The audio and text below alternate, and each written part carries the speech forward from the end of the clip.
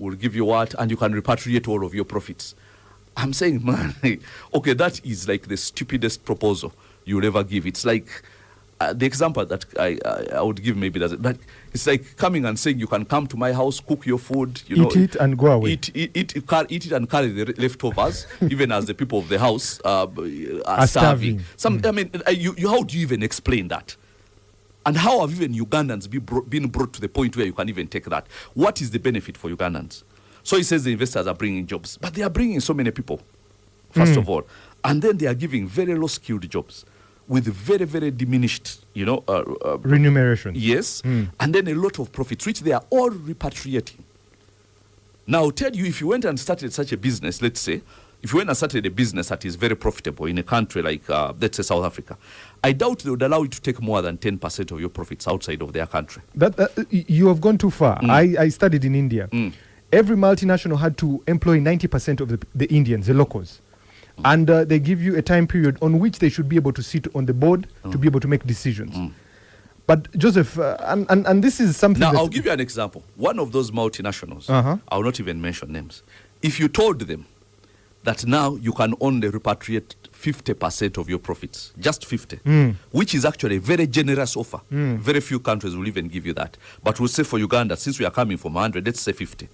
Do you know what the 50% that stays here, how many jobs it will create? Because they will be forced to invest in businesses locally because they can't take the money out. And yet it is their money. You understand? So now imagine one of those top, like the telecom, multinationals, the telecoms. Tell them, okay, 50% you can take it. 50% you have to invest it here. Already you've created tens of thousands of jobs. Because Actually, that money has to be put somewhere in They can Uganda. also be on the stock market and be able to sell shares to Uganda. Okay, those are the options. My point is that the solutions are simple. The biggest problem is changing the political leadership. But Joseph, after that, the solutions are not complicated. They have just been complicated by a leadership which does not want the prosperity, who behave as if they are foreigners. I'll do two questions and I'll be able to give you, because we have about 5 minutes to close. One question. Joseph, absolute power corrupts. Yes. The Museveni of 1986, if you saw the Museveni of 2020, I think they would fight. If you were president, are we sure we're not going to have the Kabuleta of 2021 looking at the Kabuleta of 2040 and they want to fight? How will you avoid that? There's not going to be a Kabuleta of 2040 who is president. Here is the point.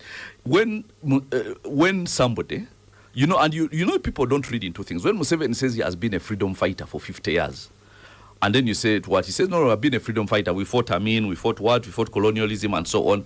He's saying something, you understand? Now, he's saying he did not become president by your vote.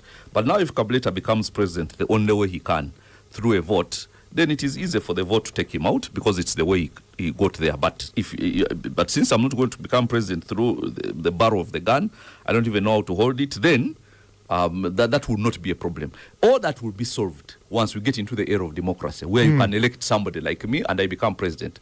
Now, that means I'm a servant of the people because they're the ones who put me there. That's why I'm here trying to convince them. Kabuleta, one of the things I also want to put to you, do you need to be president to get us the financial liberty you were talking about? Absolutely. Absolutely. There is no other place you can be and the vision that I have for this country cannot be accomplished in any other position apart from president. That's why somebody asked me, if you do not become president and they appointed you to be in some position, let's say prime minister, I said I would not take it because it would be pointless for me to be prime minister because I would have to be serving somebody's vision. I have my vision for this country and it's what I want to sell to the people of this country and they will vote me on basis of that vision. And thankfully, it is one which can be with actual deliverables. You promised us ABC so that you can actually pull out your red pen and start marking, has this happened, has this happened, has this happened. So it is not generalities like what you've had elsewhere. It is actual deliverables that we are promising here. So, and the only place I can sit and do that is the top seat. So you say the presidency is the only one. If Yes. you do not get the presidency in 2021, will you come back in 2026? I will get the presidency in 2021. I am thinking 2021. Let's go back to the low-hanging fruit. you gave us one sector, agriculture. Yes. What other 2-3 sectors do you think we can resurrect to get this country into middle income status, just like Tanzania or any other country? Tourism. Okay. Tourism. That's very, very low hanging. That one it can even hit your head when you're walking. And it's there, and it's the kind of thing that actually that money does not even go to specific people. It is the kind of money which goes to general people, hotel owners, people here, that, people in all sorts of sectors. Yes. And we have to improve the nature of our tourism, because I was seeing 75% of the people who go to Kenya and Tanzania as tourists go there for holiday. That means they spend probably about 3 weeks or so there spending money. Now, for us, that figure is 25% of the people who come here and say, I'm going for holiday in Uganda.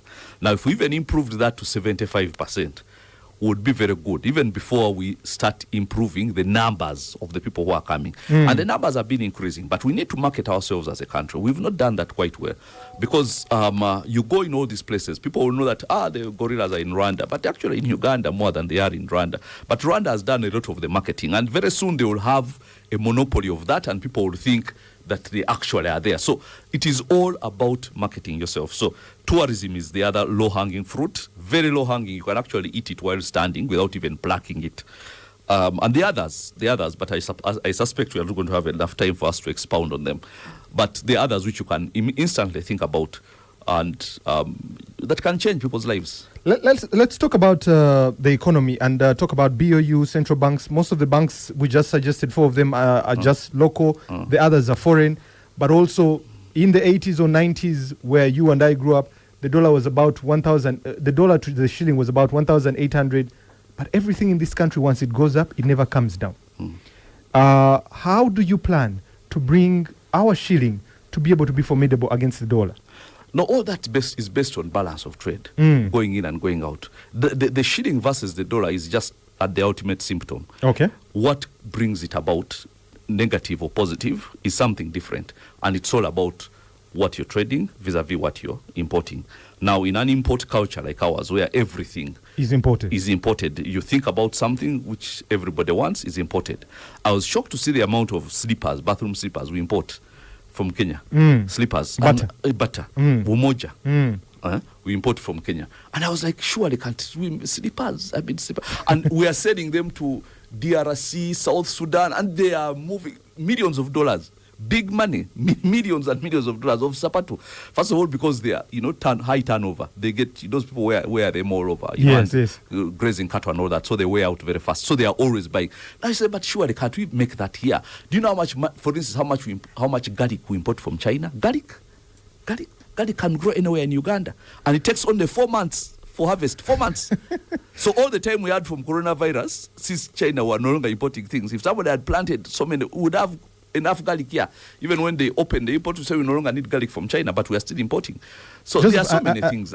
Unfortunately, we have run out of time, but I want to give you 30 seconds to convince Ugandans why they need to go to that ballot and tick you. Now, especially the people who are listening to this kind of language, because they are the most apathetic. They are the ones who are like aloof, is what I meant to say. There's a lot of aloofness among the elite Ugandans, which I find very disconcerting, because the people downtown have a lot of zeal and vigor, but they actually do not even have an articulation.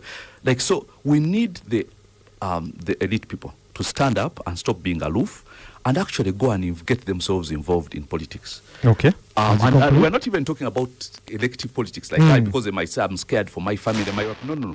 I'm just saying about talking to people, setting hope like we are, and telling people we can actually go and change something at the ballot. Now, don't say we failed to change it before. No, go and do it this time. We are setting hope. Thank you, Joseph Kabuleta. That was my guest, presidential aspirant under the brand Rock. So I hope you have been able to pick a few things there that will be able to make you decide on what you vote for. But also we'll end with this quote. If you can't see the forest from the trees, I don't know what you're looking for. God bless you and have a fabulous weekend. Wait for Becky for the Power Chat Show.